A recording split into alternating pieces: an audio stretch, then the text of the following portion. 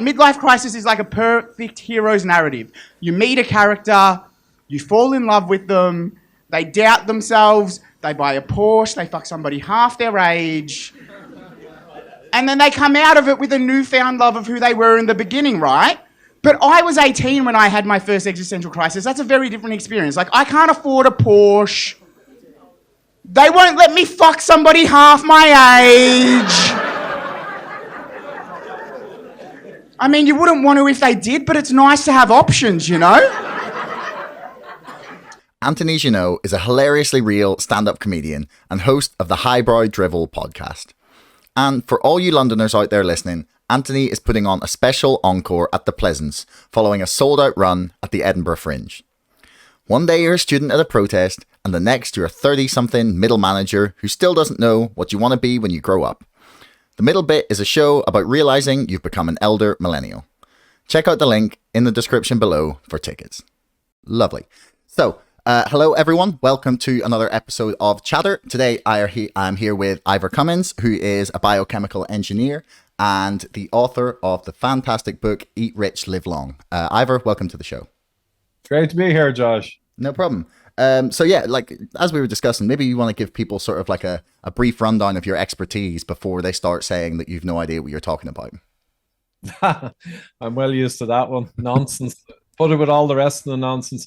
Yeah, so I'm a biochemical engineer originally. I'm nearly 30 years in corporate problem solving, like leading large teams of engineers and all branches of science.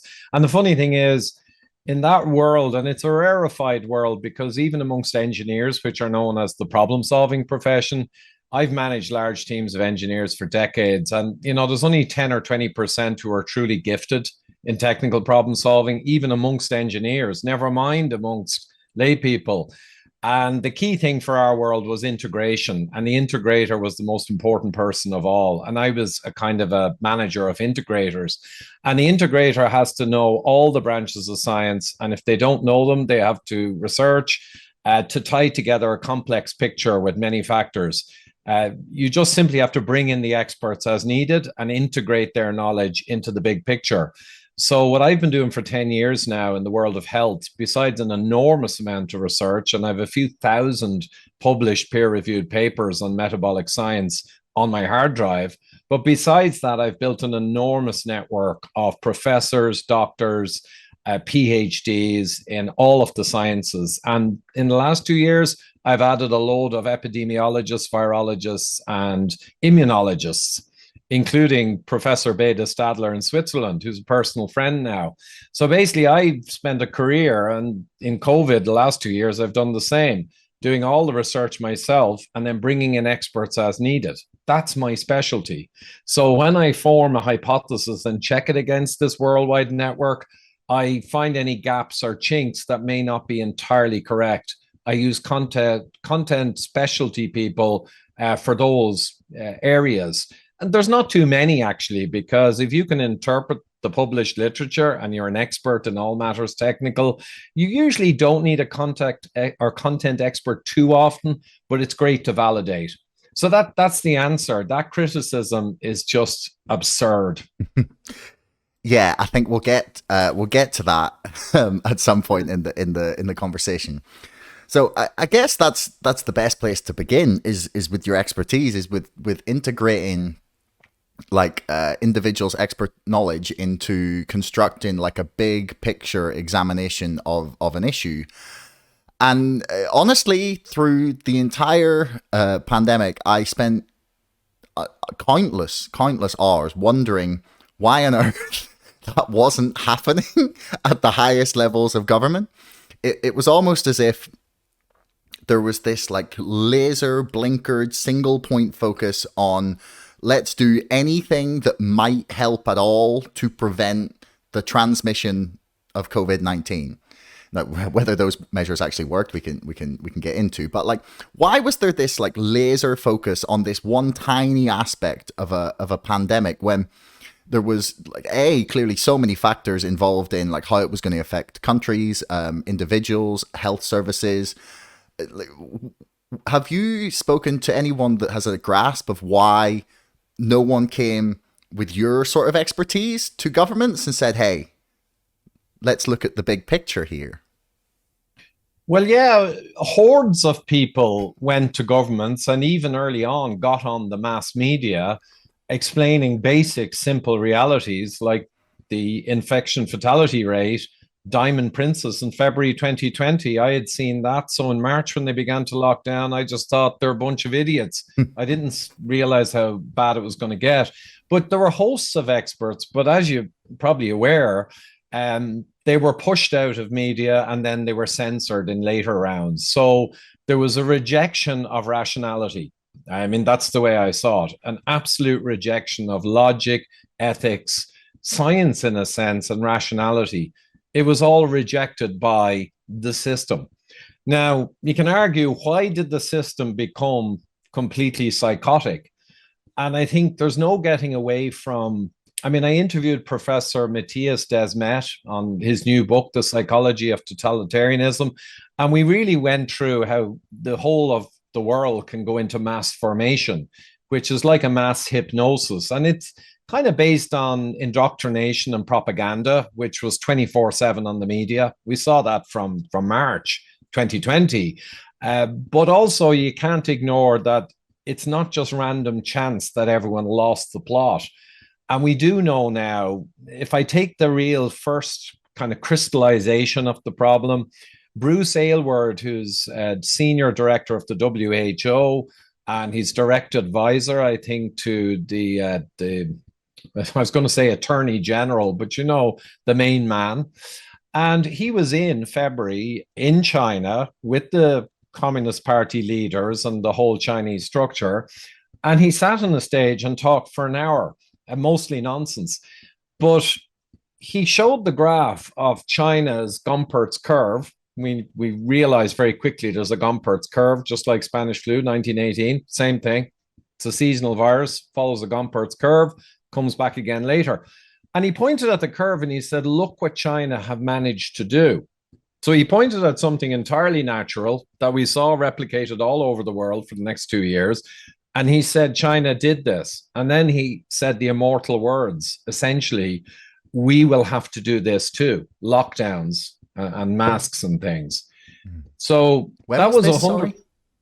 When was that exactly? Sorry. That was February. I did a recent video on the origins of the lockdown kind of madness, and he featured highly. It was in February 2020. So basically, I didn't see that till later, but that was a crucial point. The top person from the WHO, which YouTube afterwards, the CEO said, if you say anything that conflicts with what WHO says, then we'll censor you. So WHO was the epicenter of the advice that everyone followed. Their guy said the West will have to do lockdowns. And he said it in February 2020. So I have the video clips. They're extraordinary to see. So basically, it was from the get-go directed from the WHO.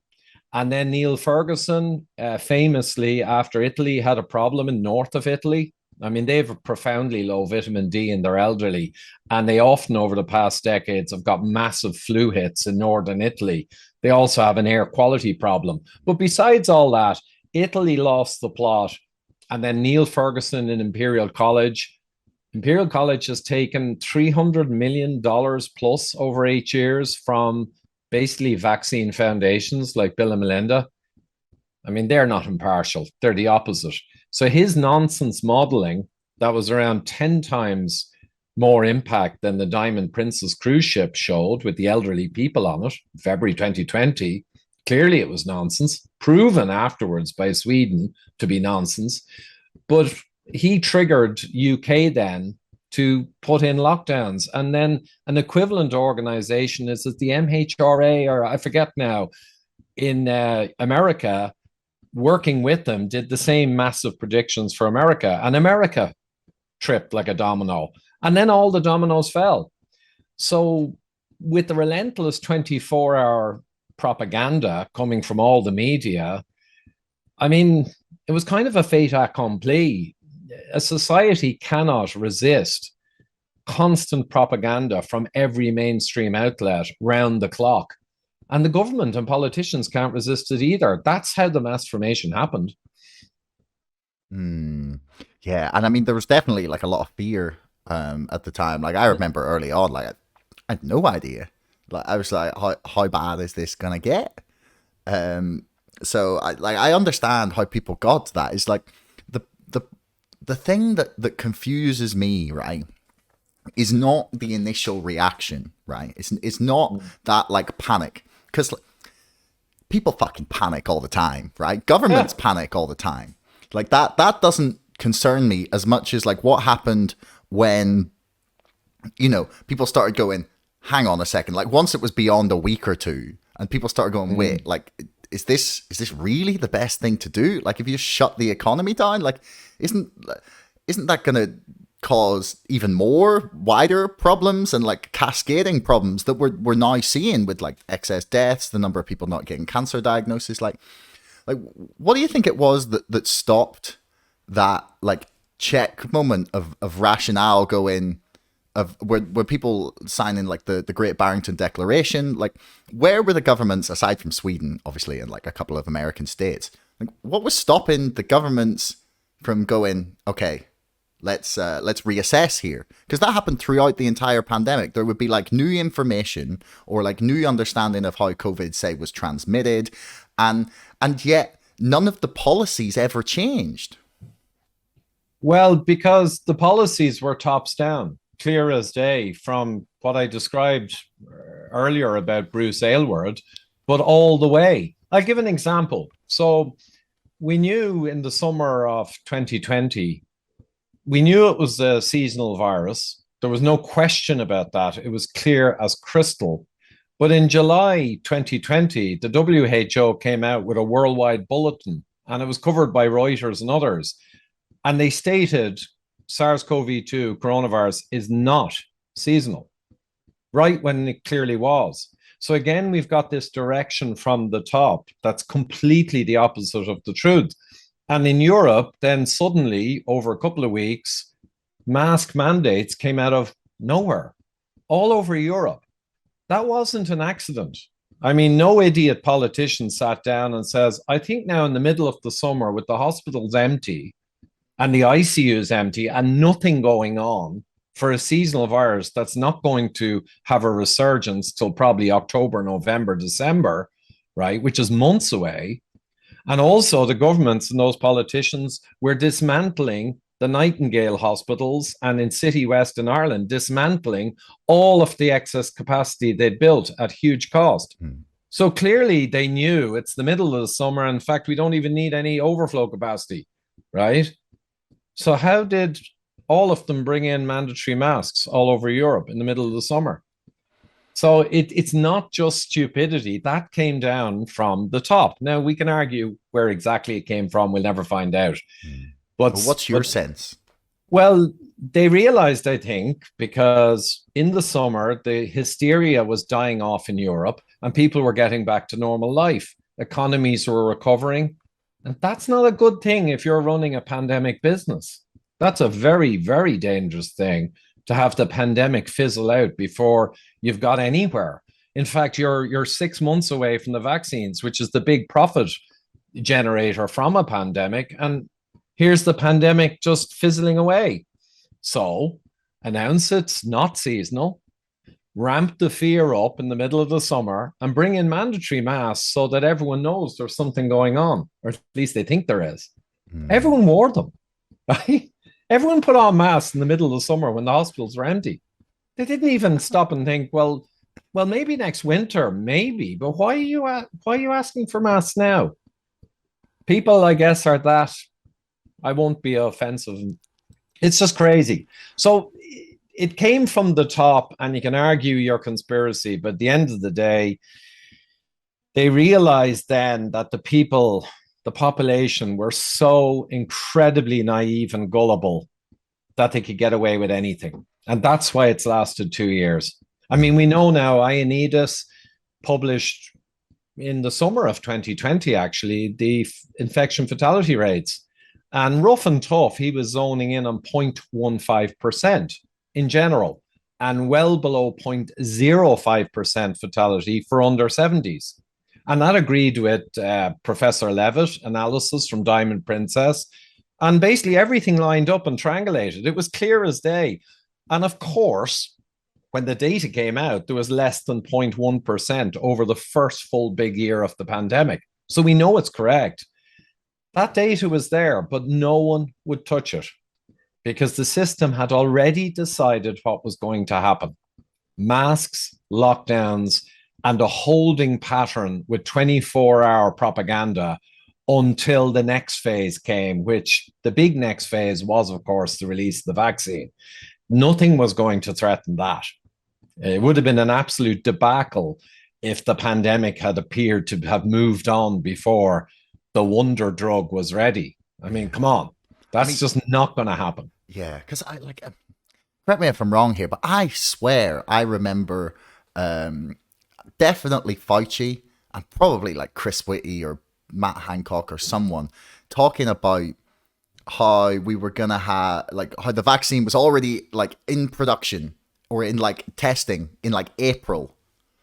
So, like they were ready for it. And I mean that's fair, like that's almost fair enough in terms of like you know, new disease appears, like you want to like even if you don't need it, you want to start work immediately. So like that wasn't an insane proposition, but then we came to it and the lines like continued to change. Like I remember the day one of like the vaccine rollout, and Matt Hancock gave his Oscar award-winning tears on Good Morning Britain, and they said within 24 hours they had just changed their mind about who was safe to take it, and then from there the narrative was in this constant rolling system of like it was constantly right and never wrong, even though it was constantly changing.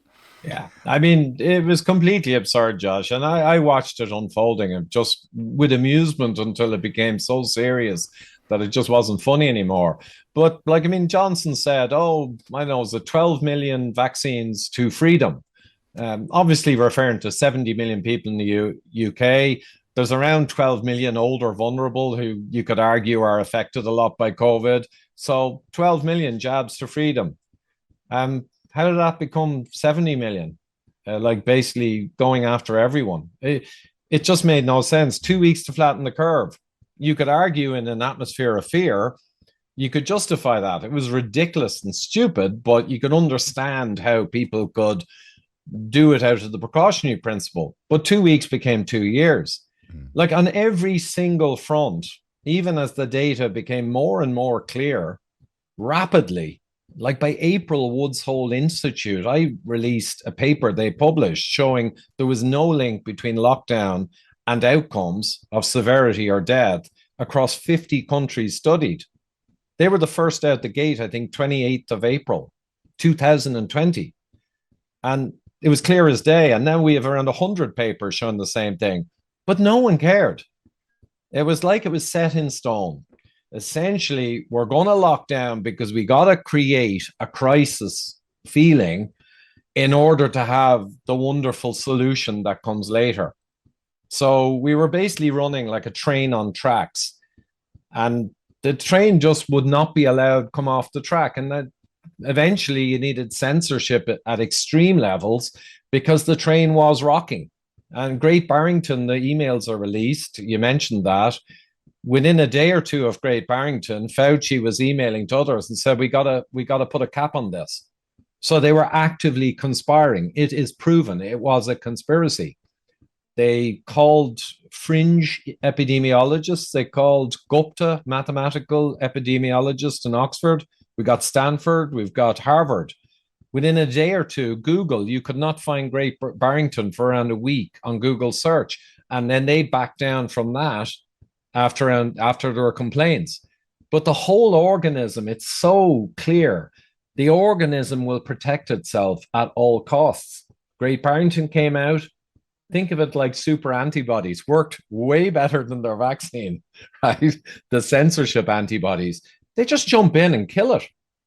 You know, knock off a Twitter account here, there, everywhere. Knock off Facebook. Don't allow in mainstream. Close the door. Not allowed in mainstream unless you go with the narrative. And I mean, it's so obvious. There was no hint of conspiracy theory about it whatsoever. It was obviously a setup. Yeah. Yeah, this I is the mean, thing that weirds me out, man. It's like you could, I could watch it. Like I could watch it happen. Like yeah, the thing that really turned me on to how bad the censorship was getting was when Chris Martinson, from Peak Prosperity, like he had a huge YouTube channel. He got banned from Twitter for like posting about a study about ivermectin and relating to like a possible treatment for COVID. I got a strike on my channel for mentioning the fact he'd got banned for it, for commenting on it, not even for like, but like, wow. because I was just like, isn't this a good thing? Why are we banning people for this? Like, shouldn't we all be like, thumbs up, yay, there might be something that can help us? So that was too much for YouTube. That's a Well, permanent strike. yeah, you've got to. Well, I got strikes as well, but they took down around 14 of mine all over a few days and gave me one big strike for it. And that was after the New York Times featured me, myself, an Irish engineer, because I hit 2 million views nearly off a video that explained everything. And because the video was so correct, and to this day, it was almost prophetic. September 2019, recently I was in Amsterdam speaking at a COVID conference, and I took the slides and went through them and said, let's be honest, unbiased. How correct was I or how incorrect was I? That September video was eerily correct. But because it was so correct, a lot of CEOs and big people around the world looked at it and thought, hold on a minute. It was very convincing because it was correct. So it got in the New York Times, and a day or two later, it got taken off YouTube. And then I got another 14 or so taken down in the following few days. So basically, the system again reacted. The antibodies spotted truth and facts and science and said, oh. And they descended on me. But it's crazy. You could, like you say, you could get knocked off Twitter for quoting a published paper. But for the listeners, the reason it was absolutely imperative to strike really hard against any potential cure or treatment, not cure, like ivermectin or HCQ or any of these things, it doesn't matter how effective they were. They were a massive threat because the emergency use authorization for the vaccine to allow it to be used en masse depended on there not being other treatments available that had some reasonable effectiveness. So any other treatment absolutely as an imperative had to be taken off the table. And that's why you saw such enormous reaction to bloody ivermectin when no one really should have cared about people talking about it. Yeah, that was the reason. And so the evidence of a real conspiracy as such, it's all in there. It's just plain to see. You can see every motive, and you can see the evidence of all of the chicanery. It's like you said about the WEF and their books. It's literally in plain sight, but that makes it harder for ordinary people to believe it. Because it sounds it's so all fantastical. there. Yeah, it's all there. But then they say, oh, so there's this big conspiracy of elites and they own half the governments, which they kind of do. And it's not on mainstream news at all, but you're saying it's there. They won't even go there. They won't even go and look. Yeah. Instinctively, they have their own antibodies. They don't want to even associate with the concept of a conspiracy because they've been educated for decades, Josh. We've been told for decades that anything that goes against a major profiteering center or a major corporate like strategy, it's always a conspiracy theory. So people now they're kind of encoded or trained for decades. Anything that sounds like the big guys are bad or they're doing something bad, doesn't matter what it is. It's a conspiracy theory by default. That's how people are programmed now. And you can see it. Yeah. Even more insane has been, I've complained to endless amounts of people about this, but there's like a serious portion of the left in Britain who were pro lockdowns, pro vaccine passports to a certain extent. Like it varies, and there was a lot of people unwilling to stake a position on that, but like they were all fine with all of the totalitarian-esque control during the pandemic. And then they have the audacity to sit and call the UK government fascist and complain about like the anti-protest bill, which is obscene and disgusting, right? But the fact that it's the same government, the same people criticizing the same government, and in one measure, like, you know, removal of freedoms and rights that have been long upheld as the like literal foundation of the developed and civilized world. In one minute, it's fine for them to just be removed by this government, and that's okay. That's for your own good. But in another sense, months later, the exact same thing is the action of fascists and totalitarians who totally deserved all that totalitarian power that they had then. But now it's a problem. Well, you see, people, the masses, they're innumerate. A lot of people are largely innumerate by my standards and are illogical and irrational by my standards or your standards. It's just the way it is. And 30 or 40 years of grooming and kind of education to be like that has made it a lot worse, obviously. I said way back at the start of the pandemic, I said, if you try to pull this one off with the people from the 70s, I mean, if somehow magically you could bring all the people from the 70s and put them here and let them have phones and internet, and somehow they know how to use that, but they are the people from the 70s, they would not fall for it. They would not have had the indoctrination over the last few decades, and they would all start questioning, or lots of them would, and it would collapse. But they have people nowadays who are safest. They're all obsessed with safety. They got their head in a phone. Their critical thinking has fallen away over the last 30 years to an anemic level. And I mean, they're just perfect to pull this stunt on. And look, it worked. It worked amazingly. But the contradictions you describe are everywhere. And that's what this thing has been most akin to mass hypnosis or religion, ideology. And you know, when people are very religious and they're arguing, you know, there's not a lot of room for logic. You know, you hate that guy because he's against your religion. Yeah, this other guy here murders babies, but you know he's with your religion. So you find a way of saying, well, oh, it's not that bad. You know, it's religion. Yeah. And that explains what you said. Yeah, it is worrying. So you actually became, rather than just like someone who was lambasted as a group, like you became like individually targeted by especially by the Belfast Telegraph and by a journalist who has been on this show, Sam McBride, for whom I had and still have a lot of respect, but lost a reasonable amount in through the pandemic. But he used to be a really brilliant journalist who was managing to sell a traditionally unionist, loyalist newspaper in Catholic areas in Belfast because of the quality of the reporting, right? Like that doesn't happen, okay?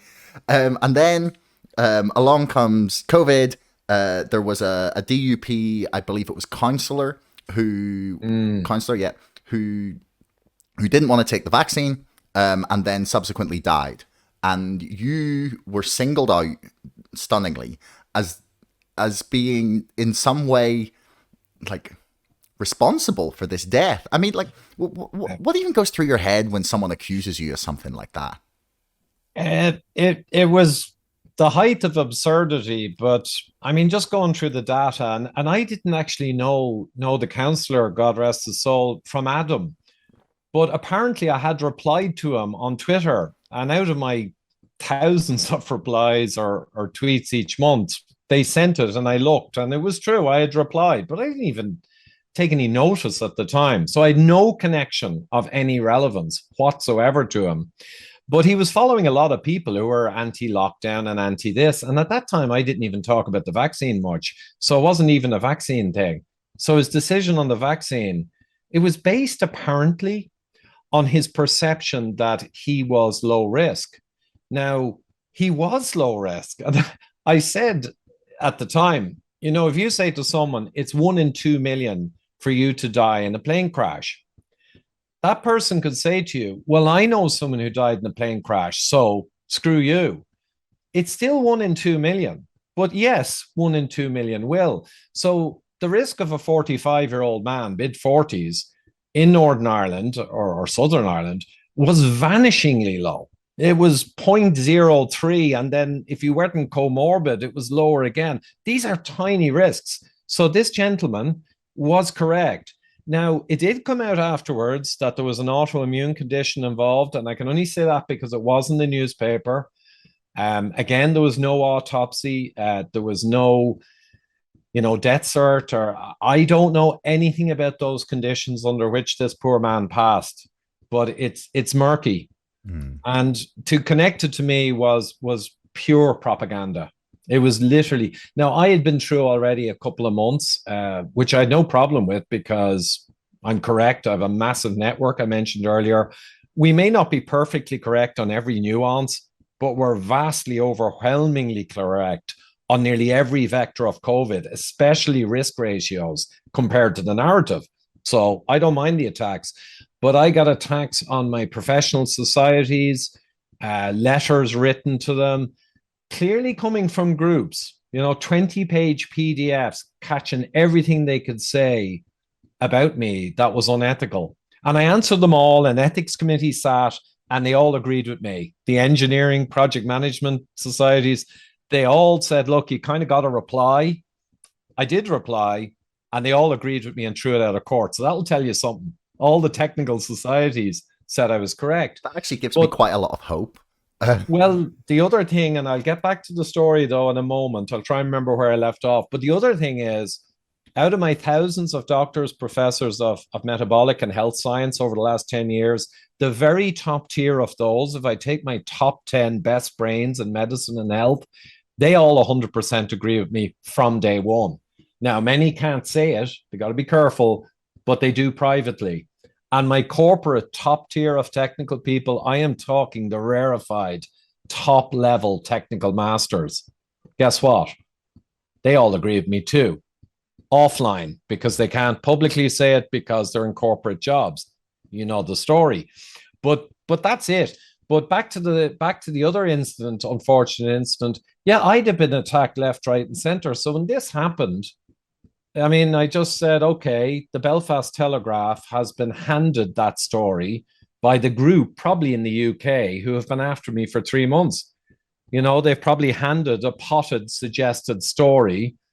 And I guess this individual, Sam, who I'd never heard of and haven't seen him since, said, hey, I've just been handed a nice, salacious, kind of sensational story. It's got all the emotive stuff, and I've been handed it on a platter. So he ran with it. That was it. Oh, it's so disappointing because it's not just isolated either. Like I watched unbelievable amounts of people. And so you talk about how the general public isn't particularly numerate and maybe doesn't have the best critical thinking skills. And I mean, it's just fair enough. That's probably the case. I mean, that's no there's not to disparage the general public about that. I mean, it's just reality. It's reality. I mean, it doesn't make them bad people at all. No. But I see journalists who well educated, smart, intelligent, critical thinkers. Do you think that this was, and they just failed to see any of this stuff? Like I was saying about the World Economic Forum stuff, and there's this group who has a lot of very huge and quite disruptive plans for the future of humanity. They envision how it's going to be, and it's fair enough. Some billionaires are going to get together and chat about what they think the future is. Fine, that's not insidious in itself. They've been rich people have been doing that for years. Poor people do that too. We just go to the pub and do it, and we have no actual power, right? Yeah. Right. But then they have their Young Global Leaders program that's every significant politician in the Western world almost, or every significant leader. And they go on stage and they talk about how they've infiltrated the cabinets. They openly talk about it's oh, you will own nothing and you'll be happy. And it's just that's not just them pretending there's going to be some proto-communist state. It's just they want to own and rent out everything to us. Housing. And why not? Yeah, that's the way it's going in the world. It's not insane to suggest that people want that to go further. And yet when you say to them, do you consider the World Economic Forum to be a problem? Do you think the globalists are a threat to like the sovereignty of individual nations to like be their own masters. And they immediately go, oh, that's anti-Semitic. Yeah. Like I was having this discussion earlier with someone on Twitter, like literally going back and forth and being like, how is it anti-Semitic to say like global institutions that are like subsuming the autonomy of individual nations is a bad thing? How is that anti-Semitic? Yeah. Well, no, I've heard that one a few times as well. And I don't even know I often don't know who's Jewish and who's not. Now, I know there were the Rothschild family, the big bankers, there were probably involved in setting up the Fed in 1913, I think, in the US, and the Bank of England. They're private institutions. Everyone thinks the Fed and the Bank of England, they're government, right? They issue money and they change rates, and they're government. They're private corporations with shareholders. And in both cases, the shareholders have been kept secret for a century or more. You can't find out who the shareholders are for whatever reason. But I know the Rothschilds and all and banking families were associated with that, and they're of Jewish extraction. So But the I don't anti-Semite... see any of these people talk, like when people talk about the globalists and the World Economic Forum, unless it's some like insane person ranting in the YouTube comment section, right? I have never heard a serious commentator ever mention the Rothschild, like really ever mention like George Soros, who like often comes up in these sorts of things. It's a conspiracy theory. Yeah, but they're literally talking about things you can see. Well, I was going to make the point, the Rothschilds, but Rockefeller, I don't know very well names and what their etiology is or whatever, but Rockefeller, I don't know if Rockefeller is Jewish or not. I don't know. But Rockefeller... I actually don't know either. No, but the thing is, Rockefeller family is a huge part of this. And it's 50, 60 years we've been coming to this point. I mean, if you put one link down below this, is a 45-minute talk I found recently. It's brilliant. It's an historical analysis with newspaper clippings and references from a Swedish doctor or professor. He's a PhD in science, and he's published many books long before COVID on the history of these internationalists and how far they've come. And basically, Rockefeller back in the 50s through to the 60s, Kissinger came on board. They created many groups, and I mean, Bilderberg and Trilateral Commission, and, the Club of Rome was the environmental wing. Yeah. But all these groups, they now sit at the center of the internationalist organizations, the UN. The UN has now allied last year with the WEF, and they've basically done a merger. So this is all historical fact, documented. And their influence is beyond belief. I mean, I got to hand it to them, hand the enemy credit. The job they've done and the patience to spend 50 or 60 years doing it and not try and go off too quick. They waited patiently 50 or 60 years in order to have a greater and greater control so they could do what humans at the top have always done since the dawn of humanity. It's always, whether you go from the Roman Empire or Shaka Zulu Empire in Africa, anywhere you look, always empires have risen, led by a select few, and then sometimes they collapse, and then it starts again. Well, here we are, and the modern one, though, is different because it's a technocracy, and it involves corporate power and corporate individuals as a big global group taking over. And that makes it even worse than before, because before it was a small number of people who held power through force. But now it's basically all of our top corporations together, working together in a stakeholder capitalism model of the planet. That link, if you put it below, people will be fascinated. But I will say one thing I discovered new, because I know a lot of this stuff anyway. Do you know when climate change first came up as a strategy to help with the management of the world, and all those ragtag little people who are so irksome to the rich and the wealthy? It came up in the 1950s with a Rockefeller group that were working on long-term plans to better control the world and have less problems of national sovereignty and governments, and try and bypass that with international organizations that could better manage by kind of having nationalism fall. They brought up global change, climate change, potential disaster as a strategy, right, in their plans. Now, whether global warming is true or not, it's interesting to know that they initially proposed this concept before any scientist ever got their hands on it. So that's where it came from. And in the 1970s, it was strengthened with new commissions set up, all related to these very powerful individuals. So it's just very interesting. So climate change now, you can argue the science all you want, though if you argue against it, your basically grant is gone and your job is gone. So there's no one really arguing against it. Yeah, I saw Penny Mordaunt being like lambasted in the press for taking money from someone who had once commented about it. And I was like well, who cares? That was before COVID. Climate change was the COVID. You dare not even question. Oh, well. It's extraordinary. Sure, CNN said that like the Jeff Zucker was caught on camera by Project Veritas talking about how after COVID they were going to pivot to climate change. That was their new issue that was going to keep the eyeballs on the screen, and they're going to get everyone riled up about it. And like honestly, the issue for like the question for me is not even like, it's nothing to do with like our greenhouse gases like warming the planet. That's not even a question. It's like, is the method of extraction of fossil fuels really damaging to the environment around it and like damaging to the ecosystems that like surround that place? Yes, right? Yes. So if we could all work together and have like a more sustainable energy source that wasn't dependent on murderous dictators, right? Surely that would be good.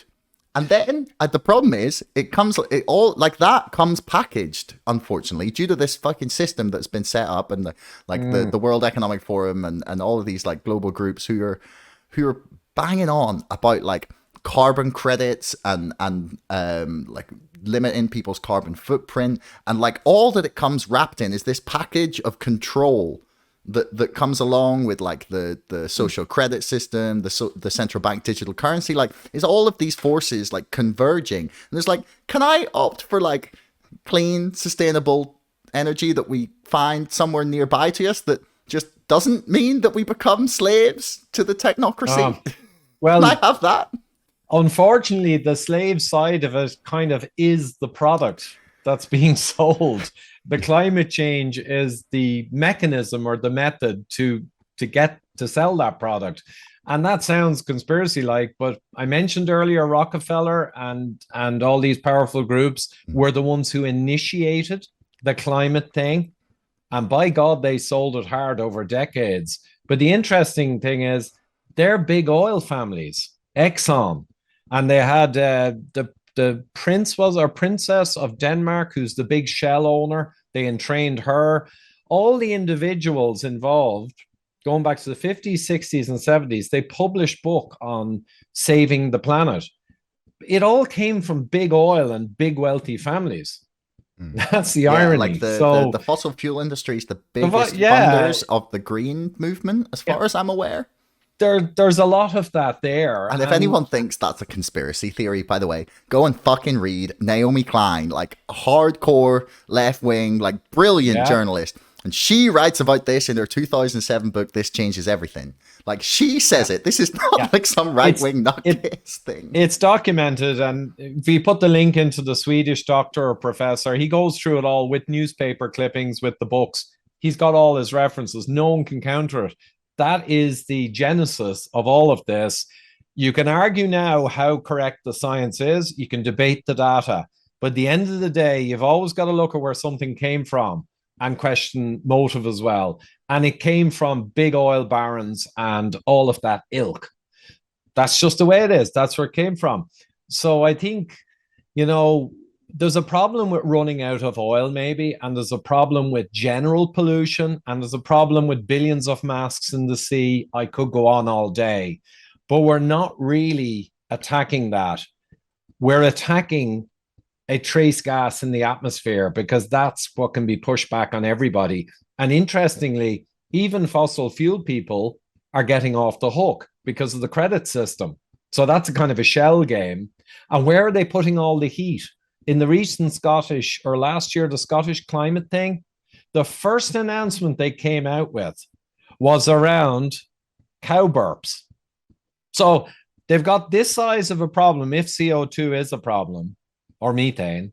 They've got this enormous problem if it is a major problem relating to burning fossil fuels, yada, yada, and all this stuff, and what you mentioned. But they came out and they mentioned this little tiny sliver. They focused on that. So what they're doing with the carbon credit system is they're basically making farmers and our food production the whipping boy for the whole climate change problem. That's what they're doing. And it's in plain sight. But no one knows that, because everyone sees, oh, climate change, cow burps. Oh, that's the biggest problem, because people just believe this crap. Yeah. Yeah. Well, one of the things that, like, you know, there's always the, like, we need to eat bugs as a solution for this. So that cracks me up. Because 200 to 300 crickets make about as much methane as a cow, which is like, surely that's making the problem worse. But sure, when the grass breaks down, you know, methane is released anyway. And then they say, oh, water, the cattle, so much water to take a burger. But the cows drink almost all blue water, which was water just comes from the sky or from rivers and that. And the cow pisses it back out within 10 minutes. And it goes straight back in again. Like, every argument is fundamentally absurd. We won't get into the science of methane, but again, that's completely, largely falsified as to the relevance of methane. It's not about the science. It's about, sadly, the agenda. And the green agenda is now keeping all of the top tier who have a lot of desires and agendas and plans. It's keeping them happy and giving them everything they want. And it's also given a massive number of NGOs and groups, giving them a job too. And I mean, climate change, you put climate change on your proposal for a grant, you got your money. You even mentioned that you're wondering about something sensible, and no money for you. It's the whole system is like a ratchet pointing one way. The bigger your catastrophic threat on the study you want to do, the more money you get. And then you add to the big pile of worthless science on this topic. That's it. Yeah. Well, they said the science is settled, so they shouldn't really be getting any more grant funding for research, right? Well, there's an irony. Do you see that the cartoon that maybe you could edit it afterwards? I thought it was so funny. It shows a kind of a scientist in a white coat, and he's being handed big piles of wads of dollar bills, and his eyeballs are wide and revolving, like he looks a bit insane. And it just says underneath, sure, I'll settle that science for you. You know, there's a guy with a briefcase and a suit who's handing the money to him, and he's there with his eyes all lit up. That's it in a nutshell. And another one shows a scientist, and there's a coin-operated slot in his back, and again, a suited hand, you know, just putting coins in the back of the scientist. That's the way the world is. So, like, in the face of all of this absolute absurd madness, right? It's easy to get very, like, depressed, maybe a little bit sort of despondent about, like, the future of humanity, right? But then I do see like positive steps where it's like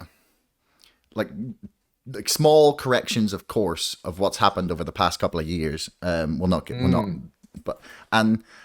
Like, for example, there's everything that came out with Alex Berenson and his like reinstatement to Twitter, and is now all the documents that he's now released, indicating that the US government were telling people who to ban, and the CDC were involved in discussions about it.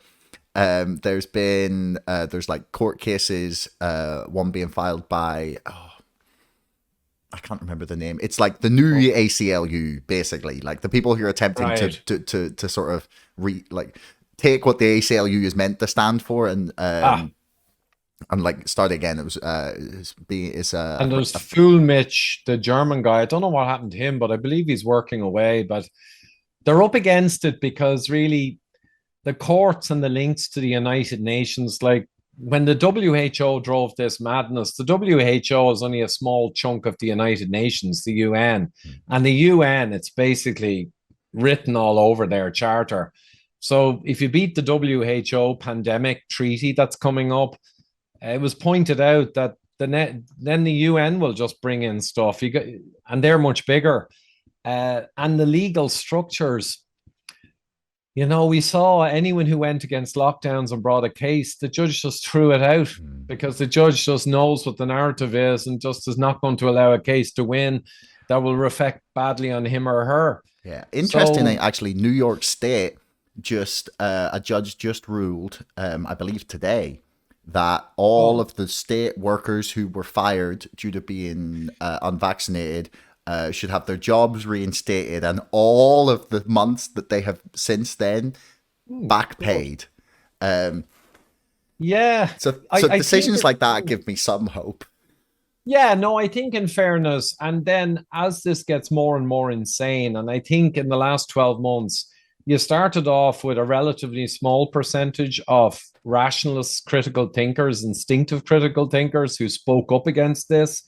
But they were attacked, censored, and harried, as we described. But now I think there's a much larger percentage than that original one realizing something's really gone crazy. So I don't know what size that is, but most people, even the cynics and the kind of negative people on our side of the house, are all acknowledging there's a lot more awakening and awareness than there was. Hard to define, but I think that's where the hope lies, that at the end of the day, you'll get an odd good judge. It's not going to change the world like you described. But if there's a percentage awakening that causes more and more pushback against future nonsense, it will get harder and harder to push the nonsense on the people. And then they may have to use more and more jackboot methods, which in turn may make more people wake up and think, what in the name of God is going on? And then they need to watch that video I talked about, that the link is down below. They'll understand it, you know? Yeah. Yeah, and I have the only thing that I'm yet to see is what politician is gonna stand up in, like, what serious politician? Because do you know what the fucking problem is? Like the UK like at some point the UK is gonna get a general election, right? And I live in London now, and like, who the fuck do I vote for? Do I vote for the cunts that decided that this was the greatest idea and printed $500 billion to pay for it? Do I vote for the cunts who were stood opposite and did not, but say you haven't gone far enough?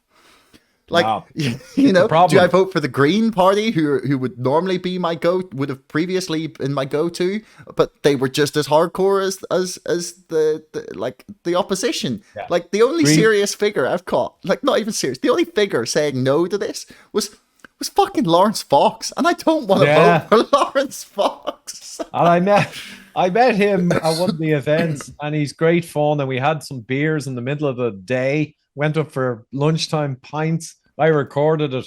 No, Lawrence, that's what we are. I mean, they're an absolute shower of self-interested wankers, and none of them have any courage.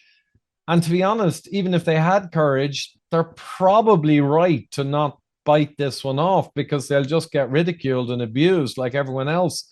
It's a tough one. I mean, voting for Greens generally, you might as well just take the news, put around your neck, and just get out of here.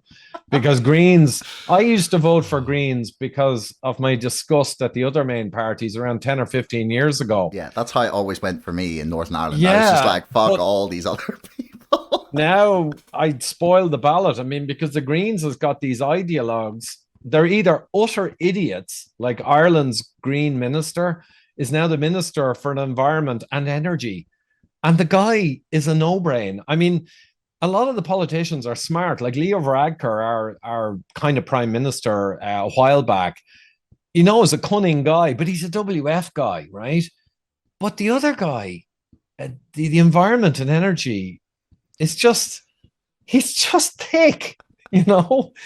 And he's got all this power, and he is literally a puppet. You can almost see the hand right up his ass from headquarters over in Switzerland or whatever.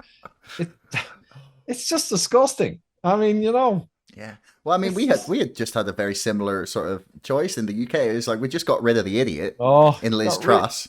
It was just like, what do you want? What do you want? A dangerous idiot or a dangerous intelligent person? Which one do you want? Yeah, I mean, I saw that the last few days. I knew where it was going, and I knew a couple of weeks ago they've decided to get rid of her. So the banks got the call, cause a problem, increase the heat on her, just get her out. Well, because I heard they didn't. I heard that part of the reason for the chaos, or the main reason for the chaos, is because no one at the fucking Treasury called the Bank of England to tell them, like, the economic policy that they were about to put before the country. No one fucking called them.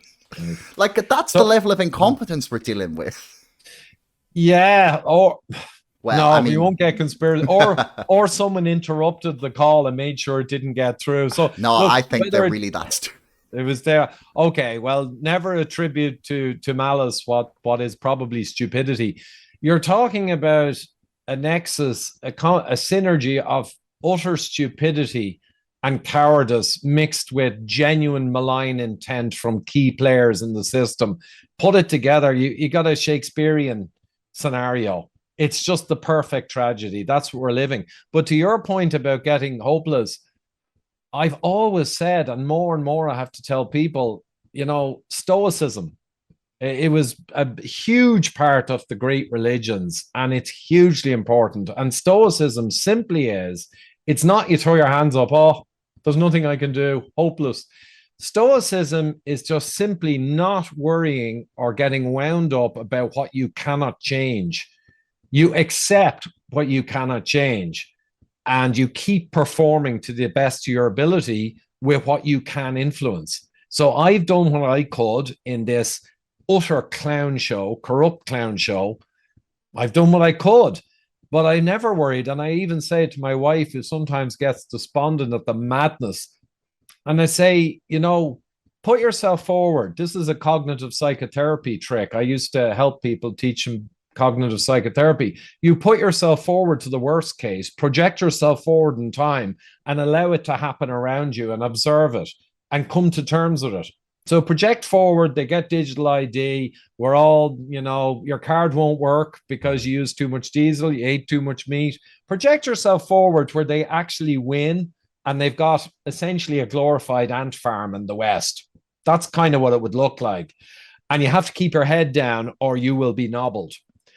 Put yourself there in the scenario that they do get what they clearly want, and just come to terms with it, and then come back to the present now and say, okay, I've seen the worst, I've accepted it, I'll fight against it in so much as I can, but I am not going to be disheartened by the potential that it could transpire.